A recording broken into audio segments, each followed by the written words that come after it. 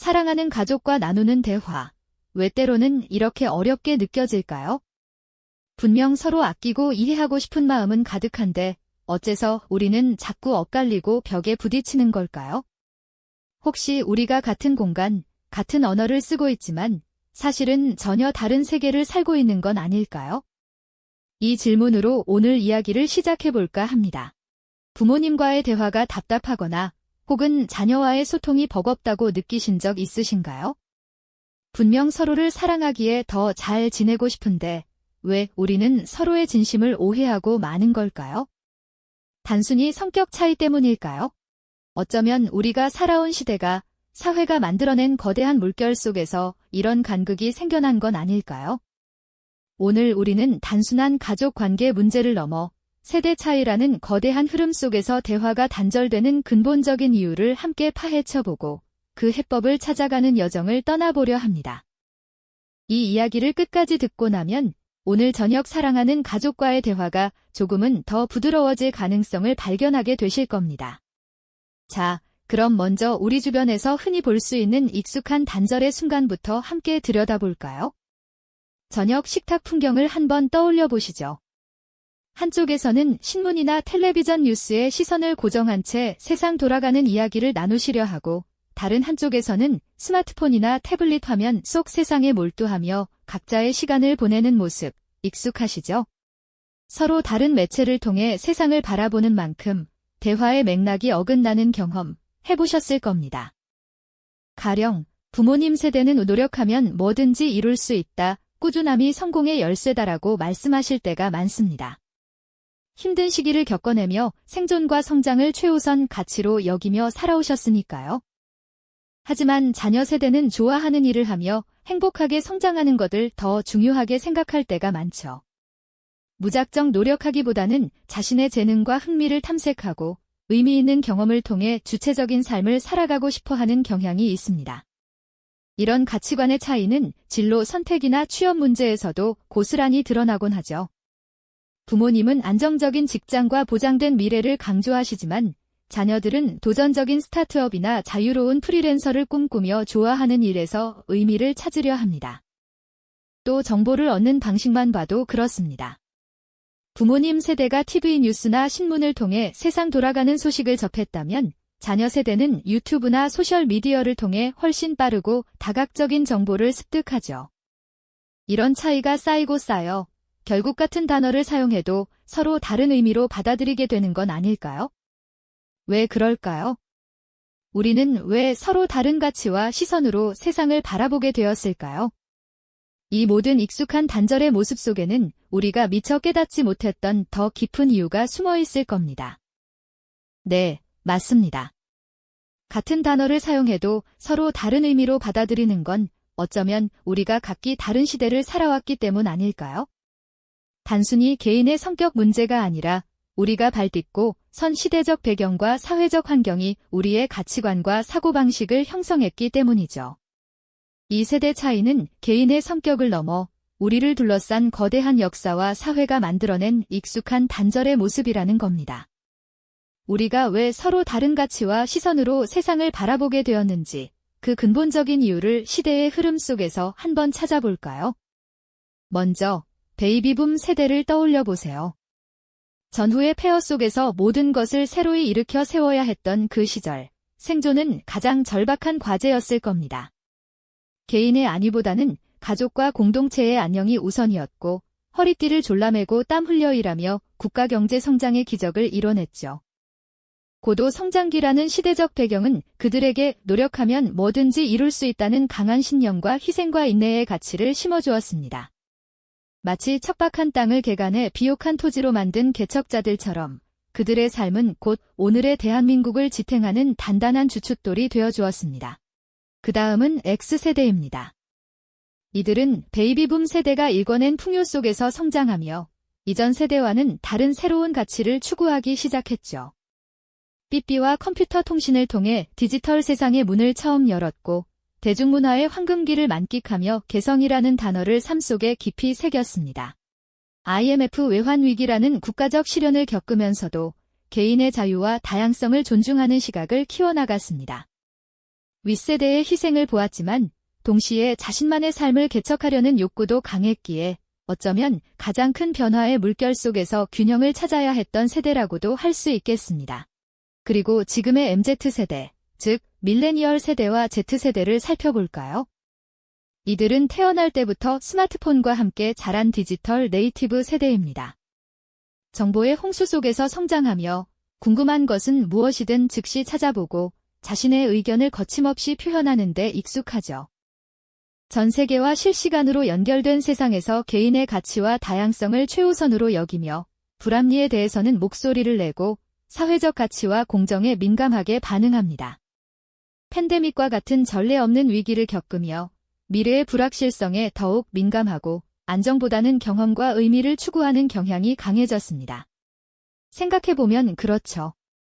전쟁의 상흔 속에서 공동체의 생존을 위해 헌신했던 세대와 풍요 속에서 개인의 가치를 찾아 나섰던 세대, 그리고 정보의 바다 위에서 자신만의 항해를 시작한 세대가 같은 곳을 바라보며 같은 말을 한다고 해서 과연 같은 의미로 다가올까요? 우리는 모두 언젠가 부모가 되고 또 누군가의 자녀로 살아가고 있습니다. 세대 차이는 피할 수 없는 삶의 자연스러운 한 부분이죠. 하지만 이를 어떻게 바라보고 대처하느냐에 따라 우리의 관계는 더욱 깊어질 수도 혹은 영원히 멀어질 수도 있습니다. 생존과 공동체의 가치를 중요하게 여겼던 부모님 세대와 개인의 자유와 다양성을 우선시하는 자녀 세대. 이들이 서로 다른 우선순위를 가지고 세상을 바라보는 건 어쩌면 당연한 일일지도 모릅니다. 이러한 시대적 흐름을 이해하고 나니 그동안 서로를 이해하지 못해 답답했던 마음이 조금은 풀리지 않으신가요?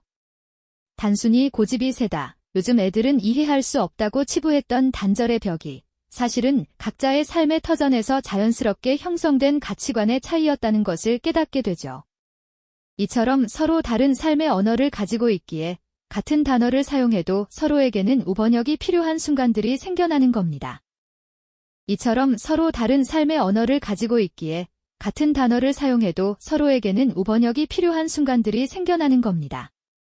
그렇다면 대체 어떤 부분에서 이런 대화의 번역이 필요해지는 걸까요? 우리가 살아온 시대가 우리의 가치관을 형성했듯이 그 시대의 소통 방식 또한 우리의 대화 문법을 만들어냈다고 볼 수 있습니다.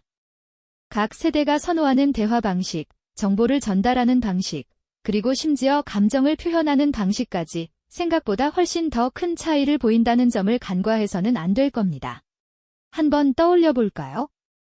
부모님 세대가 자녀에게 어떤 이야기를 할 때는 흔히 하나의 주제를 이야기하기 위해 그 배경부터 시작해서 관련된 여러 가지 경험담, 그리고 교훈까지 길고 자세하게 설명하는 경우가 많습니다. 옛날에는 말이야, 나빠 엄마 때는 으로 시작하는 이야기는 그분들이 살아온 삶의 지혜와 맥락을 고스란히 전달하려는 깊은 의도가 담겨 있죠. 마치 잘 짜인 한 편의 대하 드라마처럼 모든 서사를 차근차근 들려주려는 마음이실 겁니다. 하지만 스마트폰과 짧은 영상 콘텐츠에 익숙한 자녀 세대에게는 이런 장황한 설명이 때로는 지루하게 느껴지거나 핵심을 파악하기 어렵게 다가올 수 있습니다. 자녀들은 즉각적이고 요약된 정보, 그리고 결론을 먼저 듣고 싶어 하는 경향이 강하거든요. 같은 말을 듣고 있지만 한쪽은 모든 서사를 음미하고 싶어 하고 다른 한쪽은 핵심 요약본을 원하는 셈이죠. 이뿐만이 아닙니다. 대화의 표현 방식에서도 미묘한 차이가 존재합니다.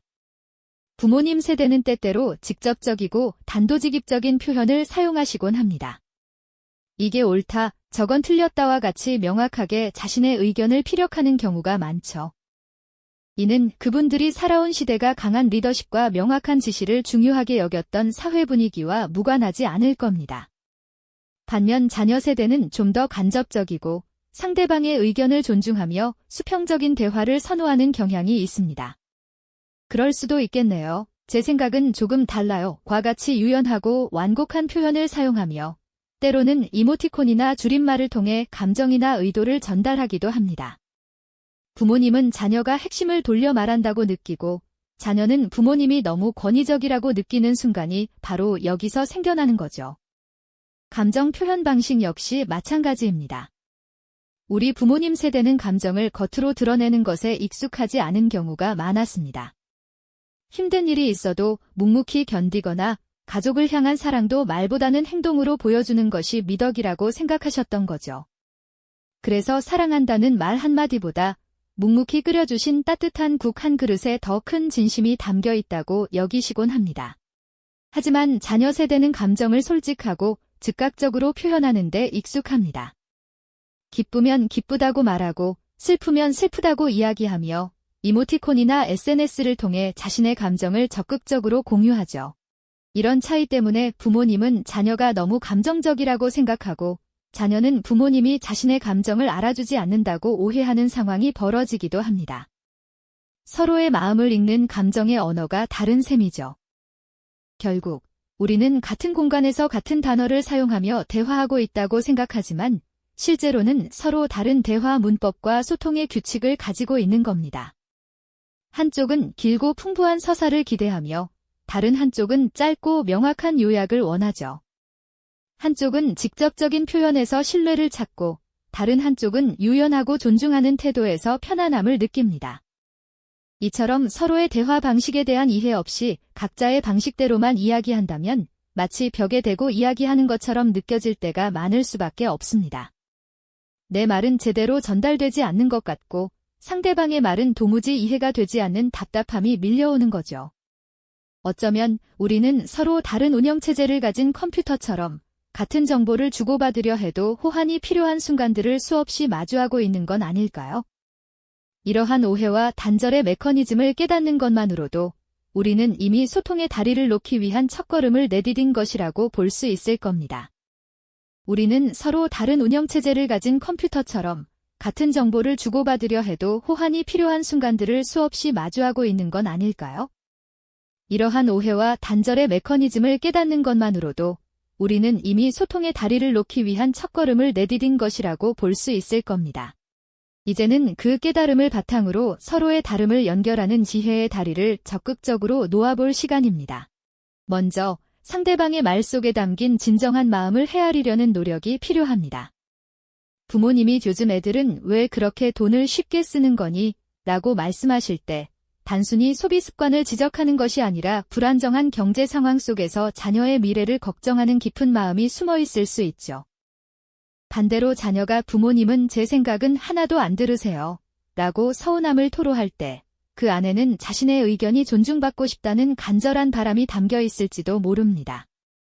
말의 표면적인 의미를 넘어 그 이면에 깔린 진짜 감정과 의도를 읽어주려는 시도, 그것이야말로 진정한 경청의 시작이 아닐까요? 마치 서로 다른 그림을 들여다보듯 상대방의 시선으로 세상을 바라보려는 작은 시도가 중요합니다.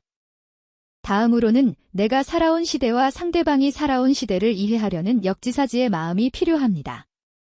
우리 부모님 세대는 전쟁의 폐허 속에서 모든 것을 일구어내야 했던 고난과 성장의 시대를 겪으셨습니다. 생존과 공동체가 최고의 가치였고 개인의 희생을 통해 가족과 국가의 발전을 이뤄냈죠. 반면 우리 자녀 세대는 물질적 풍요 속에서 태어나 개인의 자유와 다양성을 중시하며 자랐고 급변하는 기술혁명과 팬데믹 속에서 불확실한 미래를 마주하고 있습니다. 이처럼 각 세대가 마주했던 시대적 배경은 그들의 가치관과 사고방식을 형성하는 데 결정적인 영향을 미쳤으니 서로의 삶의 궤적을 이해하려 노력한다면 왜 그렇게 생각하고 행동하는지에 대한 퍼즐 조각이 맞춰지는 경험을 하게 될 겁니다. 또한 상대방이 선호하는 새로운 언어를 배우려는 자세도 중요합니다. 부모님이 긴 설명과 맥락을 선호하신다면 잠시 스마트폰을 내려놓고 눈을 마주치며 이야기를 경청해보는 건 어떨까요?